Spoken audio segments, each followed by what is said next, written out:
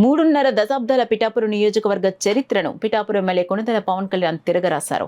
1989లో పిఠాపురం నియోజకవర్గానికి చెందిన Congress party MLA కొప్పున Mohan Rao అటవీ శాఖ మంత్రిగా పనిచేశారు. అప్పటి నుంచి నేటి వరకు నెగ్గిన ఏ ఒక్క ఎమ్మెల్యే కూడా మంత్రి కాలేకపోయారు. కానీ ఇప్పుడు పిఠాపురం నియోజకవర్గం నుండి కూటమి అభ్యర్థిగా అఖండ మెజారిటీతో ఎమ్మెల్యేగా గెలుపొందిన కొణిదెల పవన్ కళ్యాణ్ నేడు రాష్ట్ర మంత్రిగా ప్రమాణ స్వీకారం చేసి పిఠాపురం నియోజకవర్గ చరిత్రను తిరగరాశారు.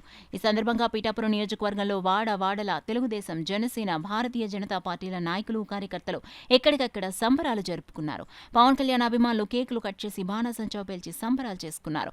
స్థానిక బంగారమ్మ రావి చెట్టు సెంటర్ తదితర ప్రధాన కూడళ్ల వద్ద ప్రత్యేకంగా ఏర్పాటు చేసిన ఎల్ఈడీ స్క్రీన్లలో చంద్రబాబు నాయుడు ముఖ్యమంత్రిగా, కొణిదెల పవన్ కళ్యాణ్ మంత్రిగా ప్రమాణ స్వీకారం చేయడాన్ని వీక్షించారు.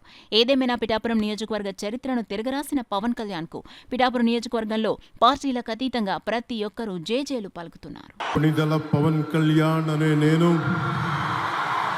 శాసనం ద్వారా నిర్మితమైన భారత రాజ్యాంగం పట్ల నిజమైన విశ్వాసం, విధేయత చూపుతానని, భారతదేశ సార్వభౌమాధికారాన్ని, సమగ్రతని కాపాడుతానని, ఆంధ్రప్రదేశ్ రాష్ట్ర మంత్రిగా నా కర్తవ్యాలను శ్రద్ధతో, అంతఃకరణ శుద్ధితో నిర్వహిస్తానని, భయం గాని, పక్షపాతం గాని, రాగద్వేషాలు కానీ లేకుండా రాజ్యాంగాన్ని, శాసనాలని అనుసరించి ప్రజలందరికీ న్యాయం చేకూరుస్తానని దైవ సాక్షిగా ప్రమాణం చేస్తున్నాను.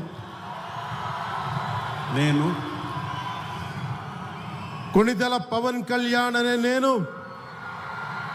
ఆంధ్రప్రదేశ్ రాష్ట్ర మంత్రిగా నా పరిశీలనకు వచ్చిన లేదా నాకు తెలియవచ్చిన ఏ విషయాన్ని, నా కర్తవ్యాలను సక్రమంగా నిర్వహించేందుకు అవసరమైన మేరకు తప్ప ప్రత్యక్షంగా కానీ పరోక్షంగా కానీ ఏ వ్యక్తికి లేదా వ్యక్తులకి తెలియపరచనని లేదా వెల్లడించనని దైవ సాక్షిగా ప్రమాణం చేస్తున్నాను.